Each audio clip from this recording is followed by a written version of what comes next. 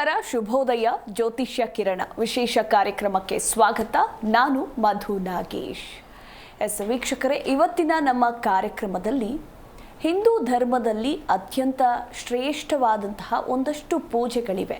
ಅವು ಯಾವುವು, ಯಾವ ದೇವರ ಪೂಜೆ ಹೇಗೆ ಮಾಡಬೇಕು ಅನ್ನೋದರ ಕುರಿತಾಗಿ ಸಂಪೂರ್ಣ ಮಾಹಿತಿಯನ್ನು ಎಂದಿನಂತೆ ಗುರೂಜಿಯವರು ನಿಮಗೆಲ್ಲ ತಿಳಿಸ್ಕೊಡ್ಲಿದ್ದಾರೆ. ಮೊದಲಿಗೆ ನಾನು ಅವರನ್ನು ಕಾರ್ಯಕ್ರಮಕ್ಕೆ ಬರಮಾಡ್ಕೊಳ್ತೇನೆ. ನನ್ನ ಜೊತೆ ಇದ್ದಾರೆ ಜ್ಯೋತಿಷ್ಯ ಪಾರಂಪರ್ಯ ಹಾಗೆ ಆಧ್ಯಾತ್ಮಿಕ ಚಿಂತಕರಾಗಿರುವಂತಹ ನಾಗೇಶ್ ಗುರೂಜಿಯವರು. ಗುರೂಜಿ, ಕಾರ್ಯಕ್ರಮಕ್ಕೆ ಆತ್ಮೀಯ ಸ್ವಾಗತ. ನಮಸ್ಕಾರ. ವಾಗರ್ತ ಇವ ಸಂಪ್ರತೌ ವಾಗರ್ತಃ ಪತಿಪತೆಯ ಜಗತಃ ಪಿತರೌ ಒಂದೇ ಪಾರ್ವತಿ ಪರಮೇಶ್ವರವು. ಗುರುಜಿ, ನಮ್ಮ ಹಿಂದೂ ಧರ್ಮದಲ್ಲಂತೂ ಸಾಕಷ್ಟು ಪೂಜೆಗಳಿದ್ದಾವೆ ಅಂತಲೇ ಹೇಳಬಹುದು. ಹಾಗೆ ನಾನಾ ದೇವರುಗಳಿಗೆ, ಅಂದರೆ ದೇವನೊಬ್ಬ ನಾಮ ಹಲವು ಅಂತ ನಾವು ಕರಿತೀವಿ, ಬಟ್ ಅದರದ್ದೇ ದೇವರಿಗೆ ಒಂದೊಂದು ಮಹತ್ವವಾದಂತಹ ಪೂಜೆ ಇದೆ. ಬಹುಮುಖ್ಯವಾಗಿ ಇರುವಂತಹ ಶ್ರೇಷ್ಠವಾದಂತಹ ಪೂಜೆ ಯಾವುದು, ಹಾಗೆ ಯಾವ್ಯಾವ ದೇವರ ಪೂಜೆಯನ್ನು ಹೇಗೆ ಮಾಡಬೇಕು ಅಂತ? ಸನಾತನ ಹಿಂದೂ ಧರ್ಮದ ಹಿಂದೂ ಪುರಾಣಗಳಿಂದ ಯುಗಾಂತರಗಳಿಂದನೂ ಕೂಡ ಶ್ರೇಷ್ಠ ಇವನ್ನು ಹಿಂದೂ ಧರ್ಮ ಅಂತಂದರೆ ಭೂಮಂಡಲ ಸೃಷ್ಟಿಕರ್ತನ ಸೃಷ್ಟಿಯನ್ನು, ಅಂದರೆ ಭೂಮಿಯನ್ನು ಸೃಷ್ಟಿ ಮಾಡೋದಕ್ಕಿಂತ ಮುಂಚಿತವಾಗಲಿಂದನೂ ಕೂಡ ಓಂಕಾರ, ಪ್ರಣವ ಸ್ವರೂಪಿ ಓಂಕಾರವನ್ನು ಸೃಷ್ಟಿ ಮಾಡ್ತಾನೆ. ತದನಂತರ ಬ್ರಹ್ಮ, ವಿಷ್ಣು, ಮಹೇಶ್ವರ, ಹೀಗೆ ಮುಕ್ಕೋಟಿ ದೇವತೆಗಳು, ಹಿಂದೂಗಳಲ್ಲಿ ಮುಕ್ಕೋಟಿ ದೇವತೆಗಳು ಅಂತ ಏನು ಕರಿತೀವಿ, ಹಾಗೆ ಮೇರು ಪರ್ವತವಾಗಿ ಎಲ್ಲ ಪೂಜೆ ಪುನಸ್ಕಾರಗಳಿಗೂ ಕೂಡ ಪ್ರಥಮವಾಗಿ ಗಣಪತಿಯನ್ನು ಆರಾಧನೆ ಮಾಡ್ತೀವಿ. ಗಣಪೂಜೆ, ಗಣಹೋಮ ಮಾಡೋದ್ರಿಂದ ಸರ್ವ ಕಾರ್ಯಗಳಿಗೂ ಕೂಡ ಪ್ರಥಮ ಪೂಜೆ ಅಧಿಪತಿಯಾಗಿ ಗಣಪೂಜೆಯನ್ನು ಮಾಡ್ತೀವಿ.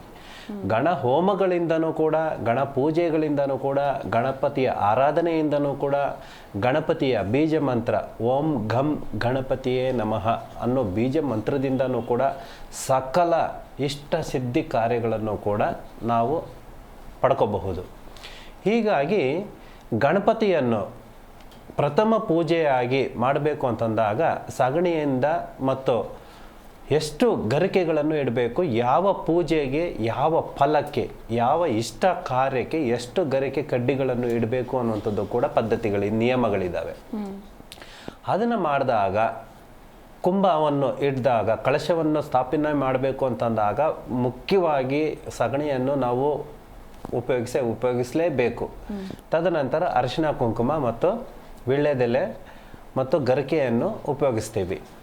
ತದನಂತರ ಪ್ರಥಮ ಪೂಜೆಯಾಗಿ ಗಣಪತಿಗೆ ಪೂಜೆ ಮಾಡಿದ ನಂತರ, ಗಣಪತಿಗೇನೆ ಪ್ರಥಮ ಪೂಜೆ ಯಾಕೆ ಮಾಡ್ತಾರೆ ಗುರುಜಿ?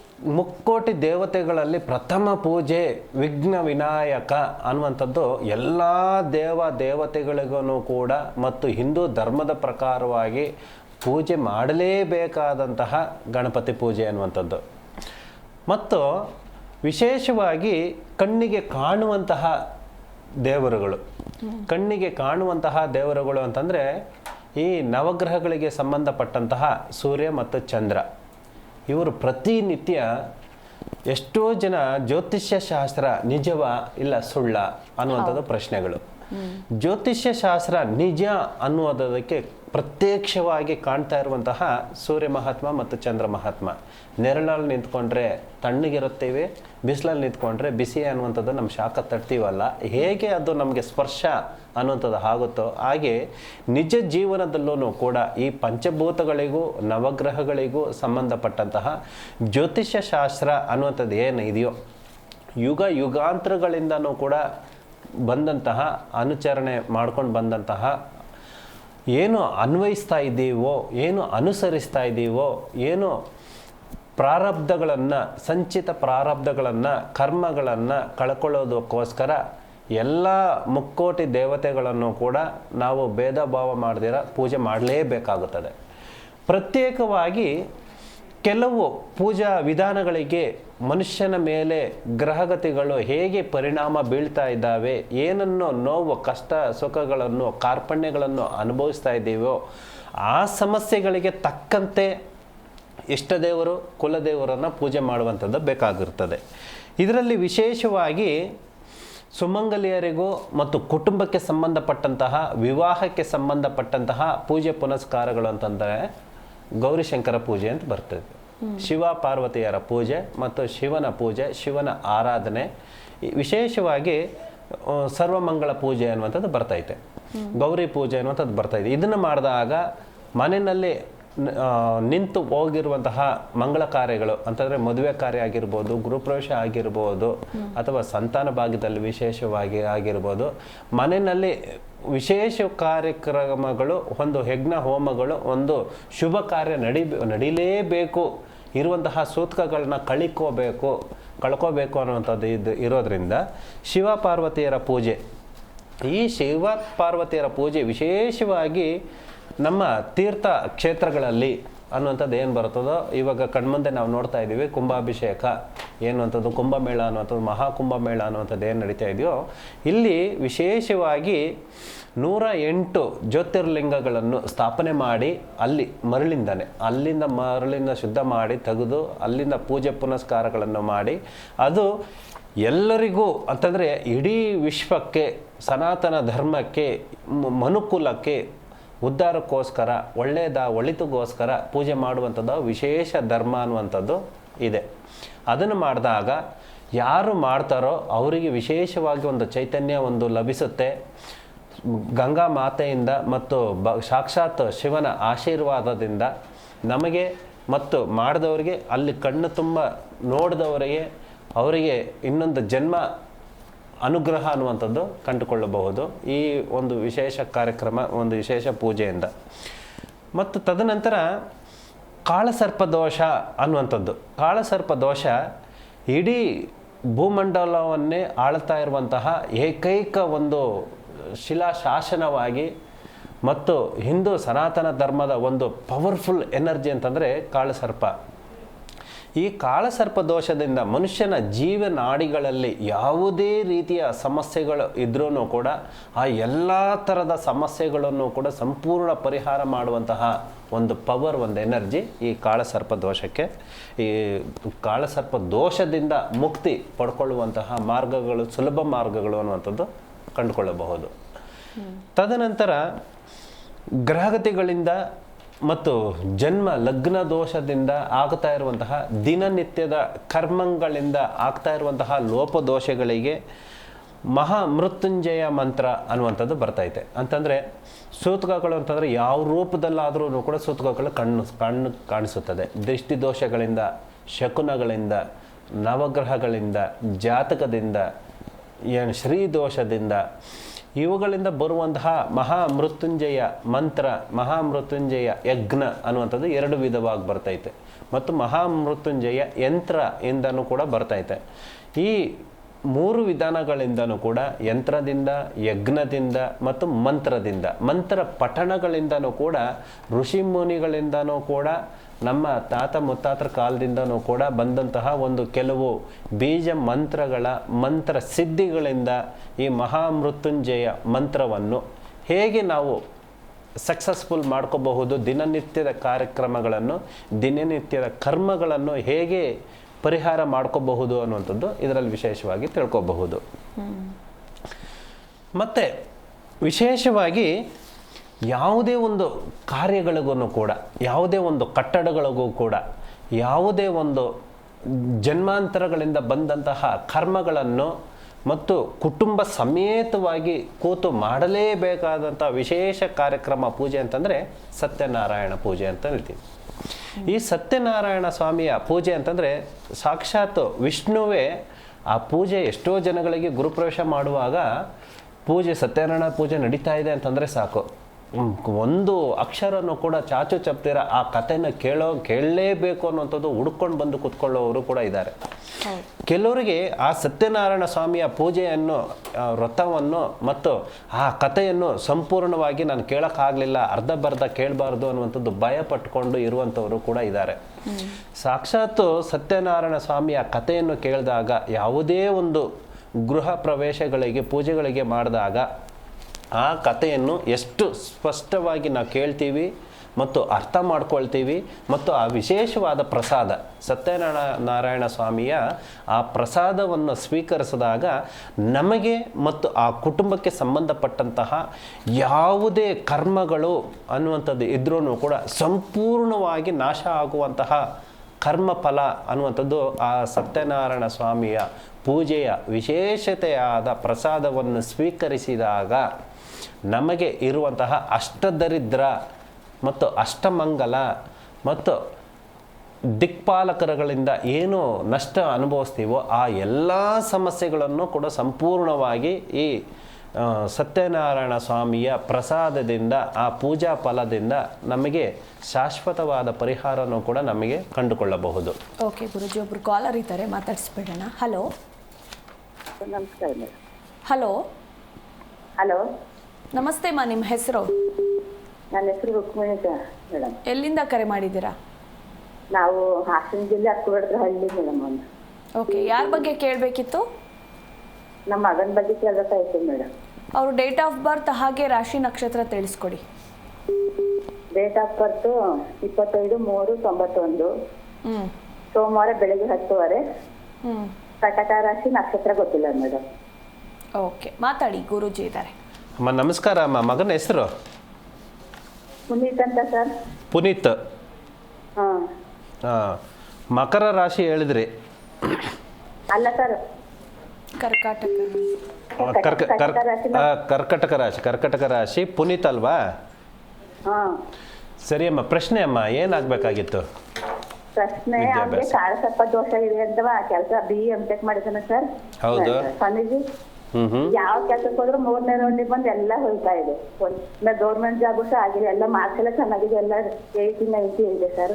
ಅಮ್ಮ ಅಮ್ಮ ಇವಾಗ ಯಾವ್ದು ಸರಿ ಅಮ್ಮ, ಇವಾಗ ಕೆಲಸ ಕಾರ್ಯ, ಉದ್ಯೋಗ ಮತ್ತು ವ್ಯವಹಾರ ಮತ್ತು ಅವನ ದೇಹದ ಆರೋಗ್ಯ, ಈ 3 ವಿಷಯಗಳಿಗೂ ಕೂಡ ಕೇಳಿಸ್ತಾ ಇದೆಯಮ್ಮ? ಈ 3 ವಿಷಯಗಳಿಗೂ ವಿದ್ಯಾಭ್ಯಾಸ, ಆರೋಗ್ಯ ಮತ್ತು ಹಣಕಾಸಿಗೆ ಸಂಬಂಧಪಟ್ಟಂತೆಯೇ ಈ 3 ವಿಷಯಗಳಿಗೂ ಕೂಡ ಕಾಳಸರ್ಪ ದೋಷ ಅನ್ನುವಂಥದ್ದು ಏನು ಇವಾಗ ಮಗುಗೆ ಕಾಣಿಸ್ತಾ ಇದೆಯೋ, ಚಂದ್ರ ಮಹಾತ್ಮನಿಗೆ ಸಂಬಂಧಪಟ್ಟಂತಹ ಅಂತಂದರೆ ಪ್ರತಿ ತಿಂಗಳಿಗೂ ಕೂಡ ಸಂಕಷ್ಟ ಚತುರ್ಥಿ ಅಂದರೆ ಚೌತಿ ಅನ್ನುವಂಥದ್ದು ಬರ್ತೈತೆ. ಆ ದಿನದ ಆ ಕಾರ್ಯಕ್ರಮದ ಆ ಪೂಜೆಯ ಫಲದಿಂದ ಮಗುಗೆ ಆಗ್ತಾ ಇರುವಂತಹ ಪ್ರತಿ ಸಮಸ್ಯೆನೂ ಕೂಡ ಪರಿಹಾರ ಮಾಡ್ಕೋಬಹುದು. ಮತ್ತು ಬದುಕು ಅವನ ಜೀವನ ನಾಡಿಗಳಲ್ಲಿ ಆಗ್ತಾ ಇರುವಂತಹ ಸಮಸ್ಯೆಗಳಿಗೂ ಕೂಡ ತಕ್ಕಂತೆ ಪರಿಹಾರ ಮಾರ್ಗ ಅನ್ನುವಂಥದ್ದು ನಮ್ಮ ಕಡೆಯಿಂದ ಒಂದು ಚಕ್ರಸ್ಥಾಪನೆ ಅನ್ನುವಂಥದ್ದು ಅವನ ಮಗನ ಹೆಸರಿನಲ್ಲಿ ಒಂದು ಅಷ್ಟ ದಿಗ್ಬಂಧನ ಅನ್ನುವಂಥದ್ದು ಬರ್ತೈತೆ. ಆ ಚಕ್ರಸ್ಥಾಪನೆಯನ್ನು ತರಿಸ್ಕೊಳ್ಳಿ ಮನೆಗೆ. ವಿಶೇಷವಾಗಿ ಚೌತಿ ದಿನದಂದು ಪೂಜೆ ಮಾಡಿದಾಗ ಅವನಲ್ಲಿ ಇರುವಂತಹ ಚಂದ್ರ ಮಹಾತ್ಮನಿಗೆ ಕಾಳಸರ್ಪ ದೋಷ ಅನ್ನುವಂಥದ್ದು ಏನಿದೆ ಸಂಪೂರ್ಣವಾಗಿ ಪರಿಹಾರ ಕಂಡುಕೊಳ್ಳಬಹುದಮ್ಮ. ಎಸ್, ಥ್ಯಾಂಕ್ ಯು ಮಾ, ಕರೆ ಮಾಡಿದ್ದಕ್ಕಾಗಿ. ಇನ್ನು ಗುರುಜಿ, ನೀವು ಪೂಜೆಗಳ ಮಹತ್ವದ ಕುರಿತಾಗಿ ತಿಳಿಸ್ಕೊಡ್ತಾ ಇದ್ರಿ. ಇನ್ನು ಸರ್ವೇ ಸಾಮಾನ್ಯವಾಗಿ ನಾವೆಲ್ಲ ಕೇಳೇ ಇದ್ದೇವೆ ಮಹಾಮೃತ್ಯುಂಜಯ ಪೂಜೆ ಅಂತ. ಸೊ ಇದು ಅತ್ಯಂತ ಶಕ್ತಿಶಾಲಿ, ಅಂದರೆ ಶಿವನ ಮಂತ್ರಗಳಲ್ಲಿ ಶಕ್ತಿಶಾಲಿ ಪೂಜೆ ಅಂತಲೇ ಹೇಳಬಹುದು. ಈ ಒಂದು ಪೂಜೆ ಹೇಗೆ ಮಾಡಬೇಕು, ಯಾಕೆ ಮಾಡಬೇಕು, ಇದರ ಮಹತ್ವವನ್ನು ತಿಳಿಸ್ಕೊಡಿ. ಯಾಕೆ ಮಾಡಬೇಕು ಅನ್ನುವಂಥದ್ರದ್ದು ಮುಖ್ಯವಾಗಿ ನಮ್ಮ ಪೂರ್ವಜನ್ಮದ ಕರ್ಮದಿಂದ ಈ ಜನ್ಮದಲ್ಲಿ ಈ ಕ್ಷಣ ನಾವು ಅನುಭವಿಸ್ತಾ ಇರುವಂತಹ ಕಷ್ಟ ಕಾರ್ಪಣ್ಯಗಳು, ನೋವುಗಳನ್ನು ಸಂಪೂರ್ಣವಾಗಿ ನಾಶ ಮಾಡಿಕೊಳ್ಳೋದಕ್ಕೆ. ಈಗಿನ ಕಾಲಮಾನದಲ್ಲಿ ವಿಶೇಷವಾಗಿ ದೈಹಿಕವಾಗಿ ಸಮಸ್ಯೆಗಳಿಗಿಂತನೂ ಕೂಡ ಮಾನಸಿಕವಾಗಿ ನೊಂದು ಬೆಂದು ಮಾನಸಿಕವಾಗಿ ನೋವನ್ನು ಅನುಭವಿಸ್ತಾ ಇರೋರೇ ತುಂಬ ಜನಗಳಿದ್ದಾರೆ. ಅದರಲ್ಲೂ ವಿಶೇಷವಾಗಿ ಹೆಣ್ಮಕ್ಳಲ್ಲಿ ಆಗ್ತಾ ಇರುವಂತಹ ನೋವುಗಳನ್ನು, ಹೆಣ್ಮಕ್ಳಲ್ಲಿ ಆಗ್ತಾ ಇರುವಂತಹ ಮಾನಸಿಕವಾಗಿ ನೊಂದುತ್ತಾ ಇರುವಂತಹವರು ಎಷ್ಟೋ ಮಹಿಳೆಯರು, ಅವರಿಗೆ ವಿಶೇಷವಾಗಿ ಈ ಮೃತ್ಯುಂಜಯ ಮಂತ್ರ ಅನ್ನುವಂಥದ್ದು ಅಂತಂದರೆ ಸಾವನ್ನು ಕೂಡ ಗೆಲ್ಲುವಂತಹ ಶಕ್ತಿ ಈ ಮೃತ್ಯುಂಜಯ ಮಂತ್ರಗಳಿಗಿದೆ. ಹೇಗೆ ಈ ಮಂತ್ರವನ್ನು ಮೃತ್ಯುಂಜಯ ಶಿವನ ಅಷ್ಟೋತ್ತರ ಮತ್ತು ಶಿವನ ಬೀಜ ಮಂತ್ರವನ್ನು ಮತ್ತು ವಿಶೇಷವಾಗಿ ಕೆಂಪು ಮಣ್ಣಿನಿಂದ ಮಾಡಿಕೊಂಡು ಕೆಂಪು ಮಣ್ಣಿಂದ ಒಂದು ಶಿವನ ವಿಗ್ರಹವನ್ನು, ಶಿವನ ಲಿಂಗವನ್ನು ಪ್ರತಿಷ್ಠಾಪನೆ ಮಾಡಿ ಅವರಿಗೆ ಶಕ್ತಿ ಅನುಸಾರ ಅವರಿಗೆ ಹೀಗೇ ಪರ್ಟಿಕ್ಯುಲರ್ ಮಾಡಬೇಕು ಅನ್ನುವಂಥದ್ದೇನಿಲ್ಲ. ಸಂಕಲ್ಪ ಮಾಡಿಕೊಂಡು ಇಷ್ಟದಿಂದ ಹೇಗೆ ನಿಮ್ಮ ಕೈಲಿ ಮಾಡ್ಕೊಳ್ಳೋದಾಗುತ್ತೋ ಕೆಂಪು ಮಣ್ಣಿನಿಂದ ಕೆಂಪು ಮಣ್ಣಲ್ಲಿ ತರಿಸ್ಕೊಂಡು ಆ ಶಿವ ಲಿಂಗವನ್ನು ತಯಾರು ಮಾಡಿ ಮನೆಯಲ್ಲಿ ಅಕ್ಷತೆ ಕಾಳು ಮಾಡಿ ಮತ್ತು ಬಿಲ್ವಪತ್ರೆಯನ್ನು ಅಕ್ಷತೆ ಕಾಳು ಮುಂದೆ ಪೂರ್ತಿ ಬಿಲ್ವಪತ್ರೆಯನ್ನು ಇಟ್ಟು ಆ ಶಿವಲಿಂಗವನ್ನು ಇಟ್ಟು ಮಹಾಮೃತ್ಯುಂಜಯ ಮಂತ್ರ ಮತ್ತು ಬೀಜ ಮಂತ್ರವನ್ನು ತಮ್ಮ ಹೆಸರಿಗೆ ಸಂಬಂಧಪಟ್ಟಂತಹ ಇಷ್ಟ ದೇವರನ್ನು ಕೂಡ ಮನೆ ಕುಲದೇವರು ಮತ್ತು ಇಷ್ಟ ದೇವರನ್ನು ಕೂಡ ಬರೆದಿಟ್ಟು ಆ ಅಕ್ಷತೆ ಕಾಳು ತಟ್ಟೆನಲ್ಲಿ ಈ ಶಿವಲಿಂಗವನ್ನು ಇಟ್ಟು 21 ದಿನಗಳ ಕಾಲ, ಅಂದರೆ 27 ದಿನ ಲೆಕ್ಕ ಮಾಡಬೇಕಾಗಿರುವಂಥದ್ದು, ಅಂದರೆ 27 ನಕ್ಷತ್ರಗಳು ಸಂಬಂಧಪಟ್ಟಂತೆ ಬಗ್ಗೆ ತಿಳಿಸ್ಕೊಡಿ. ಅದಕ್ಕಿಂತ ಮುಂಚೆ ಒಬ್ರು ಕಾಲರ್ ಇದ್ದಾರೆ, ಮಾತಾಡಿಸ್ಬಿಡೋಣ. ಹಲೋ, ದೊಡ್ಡಬಳ್ಳಾಪುರದಿಂದ ವೆಂಕಟೇಶ್ ಅಂತ ಕರೆ ಮಾಡಿದ್ದಾರೆ. ನಮಸ್ಕಾರ ವೆಂಕಟೇಶ್ ಅವರೇ. ಹೇಳಿ, ಯಾರ ಬಗ್ಗೆ ಕೇಳಬೇಕಿತ್ತು? ಸಾರಿ, ಯಾರ ಬಗ್ಗೆ? ಓಕೆ ಓಕೆ, ಅವರ ಡೇಟ್ ಆಫ್ ಬರ್ತ್ ಹಾಗೆ ರಾಶಿ ನಕ್ಷತ್ರ ಹೇಳಿ.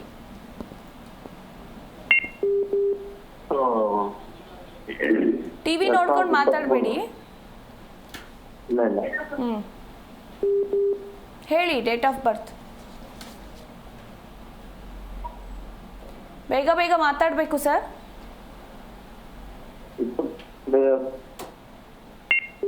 ನಿಮ್ಮ ಧ್ವನಿ ಸ್ಪಷ್ಟವಾಗಿ ಕೇಳಿಸ್ತಿಲ್ಲ. 2003. ಓಕೆ, ರಾಶಿ ನಕ್ಷತ್ರ? ಒಂದು ಇದು ರಾಶಿ ಬರುತ್ತೆ, ಈ ರಾಶಿ ಒಂದು. ಓಕೆ, ಮಾತಾಡಿ, ಗುರೂಜಿ ಇದ್ದಾರೆ. ನಮಸ್ಕಾರ. ನಮಸ್ತೆ ಸರ್. ಸರ್, ಪ್ರಶ್ನೆ? ಅದೇ ನನ್ನ ಮಗಂದು ಇವಾಗ ಓದ್ ಮುಗಿಸಿದೆ ಸರ್.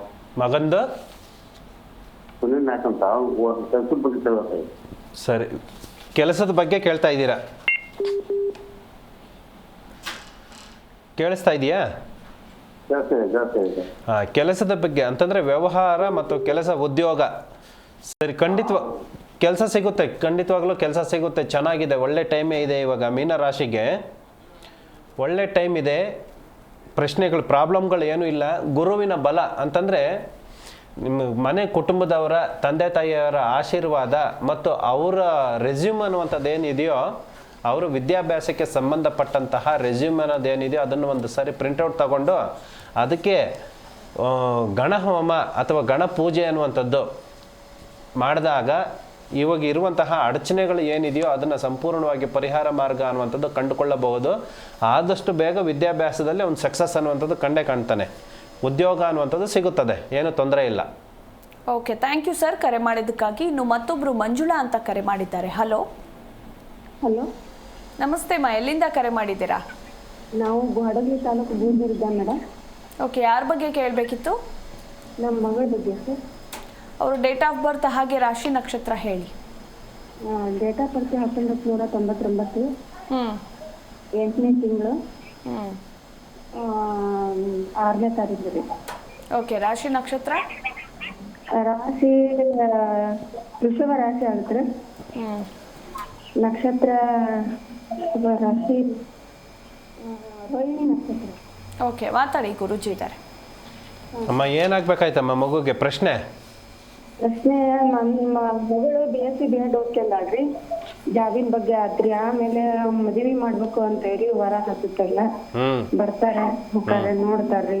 ನಮಗ್ ಮನಸ್ಸಿಗೆ ಬಂದದ್ದು ಅವ್ರ ಮನಸ್ಸಿಗೆ ಬರ್ತಿಲ್ಲ, ಅವ್ರ ಮನಸ್ಸಿಗೆ ಬಂದು ನಮ್ಗೆ ಆಗ್ತಾ ಇಲ್ಲ ರೀ. ಮದುವೆ ಬಗ್ಗೆನೂ ವಿಳಂಬ ಆಗುತ್ತೆ ರೀ. ಅಮ್ಮ, ಇವಾಗ ಮಗುಗೆ ನೀವು ಕೊಟ್ಟಿರೋ ಡೀಟೇಲ್ಸ್ ಏನು, ಹೆಸರು, ರಾಶಿ, ನಕ್ಷತ್ರಗಳು ಅಂತ ಹೇಳಿದ್ರು, ಕುಜ ದಶ ಅನ್ನುವಂಥದ್ದು ನಡೀತಾ ಐತೆ. ದಶಾಭುಕ್ತಿಗಳಲ್ಲಿ ಕುಜ ದಶ ಅನ್ನುವಂಥದ್ದು ನಡೀತಾ ಇರೋದ್ರಿಂದ ಆರೋಗ್ಯ ಮತ್ತು ಕಂಕಣ ಭಾಗ್ಯ ಬಲ ಅನ್ನುವಂಥದ್ದು, ನೀವಿರೋ ಮನೆಯಲ್ಲೇ ಸ್ವಲ್ಪ ನಷ್ಟದೋಷ ಅನ್ನುವಂಥದ್ದು ನಡೀತಾ ಐತೆ. ಅಂದರೆ ನಷ್ಟ ಪ್ರಾಪ್ತಿ ಆಗಬೇಕು ಅಂತಂದರೆ ಯಾವುದೇ ಕುಟುಂಬದಲ್ಲಿ ಒಂದು ಕಂಕಣ ಭಾಗ್ಯ, ಒಂದು ಮಂಗಳ ಕಾರ್ಯ ನಡಿಬಾರ್ದು ಅನ್ನುವಂಥದ್ದು, ಸ್ವಲ್ಪ ನಷ್ಟ ಪ್ರಾಪ್ತಿ ಅನ್ನುವಂಥದ್ದು ಕುಟುಂಬಕ್ಕೆ ಸಂಬಂಧಪಟ್ಟಂಗಿದೆ. ಮಗುಗಲ್ಲ, ಮಗುಗೆ ಎಲ್ಲ ರೀತಿಯಲ್ಲೂ ಕೂಡ ಚೆನ್ನಾಗಿದೆ, ಯೋಗ ಬಲ ಇದೆ. ಸೊ ಆದ ಕಾರಣದಿಂದ ನಿಮ್ಮ ಮನೆಗೆ, ಕುಟುಂಬಕ್ಕೆ ಸಂಬಂಧಪಟ್ಟಂತಹ ದೋಷ ಮತ್ತು ಈ ಒಂದು 3 ವರ್ಷಗಳಿಂದ ಏನಾದರೂ ಸೂತಕಗಳು ಅನ್ನುವಂಥದ್ದು ಏನಾದರೂ ಇದ್ದರೆ ಅದನ್ನು ಪರಿಹಾರ ಮಾಡಿ. ಸಾಧ್ಯವಾದಷ್ಟು ಯಾವುದಾದ್ರೂ ಒಂದು ಹಸುವಿನ ಕರು ಮನೆ ಒಳಗಡೆಗೆ ಕರ್ಕೊಂಡು ಬಂದು ಅದಕ್ಕೆ ಯಾವುದಾದ್ರೂ ಆಹಾರ ಹುಲ್ಲು ಏನಾದ್ರೂ ಕೊಟ್ಟು ಮತ್ತು ನವಧಾನ್ಯಗಳಿಗೆ ಸಂಬಂಧಪಟ್ಟಂತಹ ಆ ಮಗು ಕೈಲಿ ಆ ಕರುಗೆ ಕಡಿಸಿ ಆಹಾರ ಪ್ರಸಾದ ರೂಪದಲ್ಲಿ ಕೊಡಿಸಿದಾಗ ಮಗುಗೆ ಯಾವುದೇ ರೀತಿ ಸಮಸ್ಯೆಗಳು ಮತ್ತು ಮನೆಗೆ ಸಂಬಂಧಪಟ್ಟಂತಹ ಸಮಸ್ಯೆಗಳನ್ನು ಕೂಡ ಪರಿಹಾರ ಮಾಡ್ಕೋಬಹುದಮ್ಮ. ಓಕೆ, ಥ್ಯಾಂಕ್ ಯು ಮೇಡಮ್ ಕರೆ ಮಾಡಿದ್ದಕ್ಕಾಗಿ. ಗುರುಜಿ, ನೀವು ಆಗಲೇ ಮಹಾಮೃತ್ಯುಂಜಯ ಪೂಜೆಯ ವಿಶೇಷತೆ ಬಗ್ಗೆ ಮಾತನಾಡ್ತಾ ಇದ್ರಿ, ಮುಂದುವರಿಸಿ.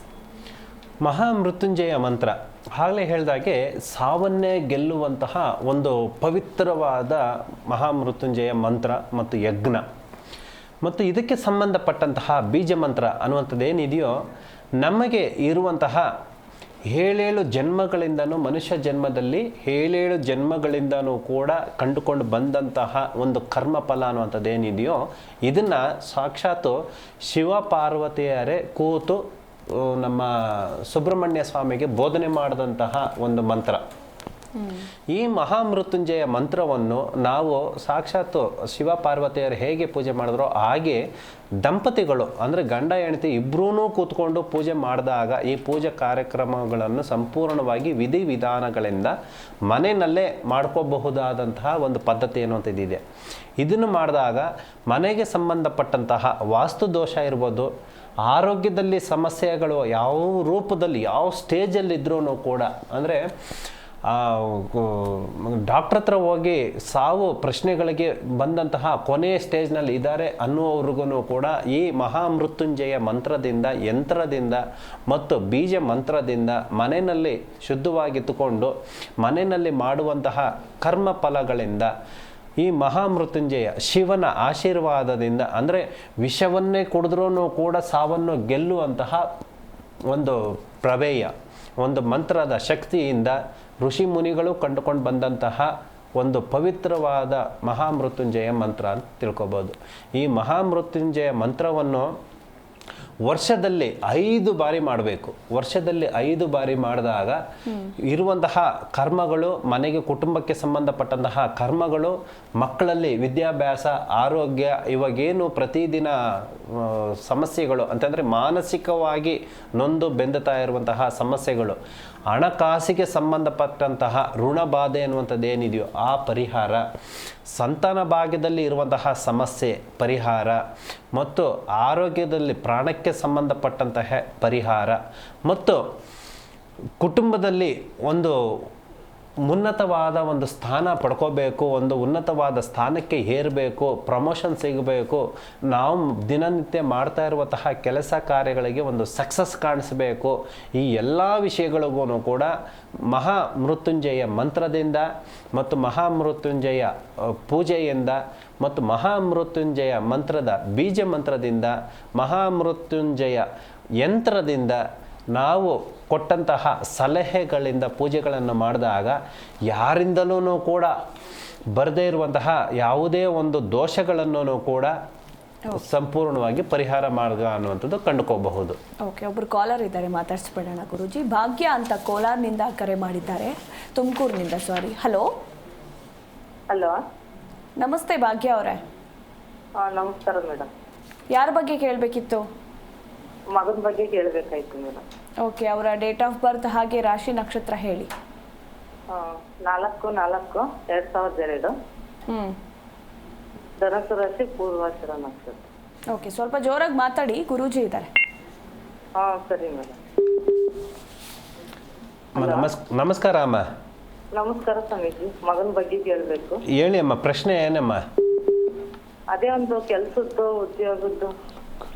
ಕೆಲಸ ಮತ್ತು ಉದ್ಯೋಗ ಸಂಬಂಧಪಟ್ಟಂಗೆ ಧನುಸ್ಸು ರಾಶಿಗೆ ಅವನಿಗೆ ಯೋಗ ಬಲ ಇದೆ, ಬಟ್ ಮನಸ್ಸಿನಲ್ಲಿ ಧೈರ್ಯ ಅನ್ನುವಂಥದ್ದು ಕಡಿಮೆ ಇದೆ. ಆಲೋಚನೆಗಳಿದ್ದಾವೆ, ಅಂದರೆ ತುಂಬ ಸ್ಕಿಲ್ಸ್ ಅನ್ನೋಂಥ ಏನಿದೆಯೋ ಅವನಲ್ಲಿ ತುಂಬ ಆಲೋಚನೆಗಳು, ಬಿಸ್ನೆಸ್ ಮಾಡಬೇಕು, ಕೆಲಸ ಮಾಡಬೇಕು, ವ್ಯವಹಾರ ಮಾಡಬೇಕು, ತನ್ನ ಕಾಲ ಮೇಲೆ ತಾನು ನಿಂತ್ಕೋಬೇಕು ಅನ್ನುವಂಥದ್ದು ಬಲ ಅನ್ನುವಂಥದ್ದು ಐತೆ. ಬಟ್ ಸಪೋರ್ಟ್ ಯಾರೂ ಇಲ್ಲ, ಯಾರು ಹೆಲ್ಪಿಂಗ್ ಅನ್ನುವಂಥದ್ದು ಏನಿದ್ದಾರೋ ಆಗಲಿ ಯಾವುದಾದ್ರೂ ಒಂದು ಪ್ರಯತ್ನ ಪಡು, ಅದು ಸಕ್ಸಸ್ ಆಗುತ್ತೋ ಫೇಲ್ಯೂರ್ ಆಗುತ್ತೋ ಸೆಕೆಂಡರಿ, ನೀನು ಮಾಡೋ ಪ್ರಯತ್ನ ನೀನು ಮಾಡು ಅನ್ನುವಂಥದ್ದು ತಾಸು ಕೊಡೋರು ತುಂಬ ಕಡಿಮೆ ಇದ್ದಾರೆ. ಅವನ ಇಚ್ಛೆ ಏನಿದೆಯೋ, ಕೆಲಸ ಮಾಡಬೇಕಾ ಇಲ್ಲ ಬಿಸ್ನೆಸ್ ಮಾಡಬೇಕಾ, ಏನು ಮಾಡಬೇಕು, ಇರುವ ಜಾಗದಲ್ಲೇ ಮಾಡಬೇಕಾ, ವ್ಯವಸಾಯ ಮಾಡಿದ್ರೂ ಕೂಡ ತಪ್ಪಿಲ್ಲ. ತುಂಬ ಶ್ರೇಷ್ಠವಾದ ಕಾರ್ಯ ವ್ಯವಸಾಯದಲ್ಲಿ. ಯಾಕಂತಂದರೆ ಧನುಸ್ಸು ರಾಶಿಗೆ ಸಂಬಂಧಪಟ್ಟಂತಹ ಅವರಿಗೆ ಯಾವುದೇ ವ್ಯವಹಾರಗಳಿಗೆ ಕೈ ಹಾಕಿದ್ರೂ ಕೂಡ, ಕೆಲಸ ಕಾರ್ಯಗಳಿಗೆ ಕೈ ಹಾಕಿದ್ರೂ ಕೂಡ ಸಕ್ಸಸ್ ಅನ್ನುವಂಥದ್ದು ಕಾಣಿಸುತ್ತೆ. ಏನೂ ತೊಂದರೆ ಇಲ್ಲ.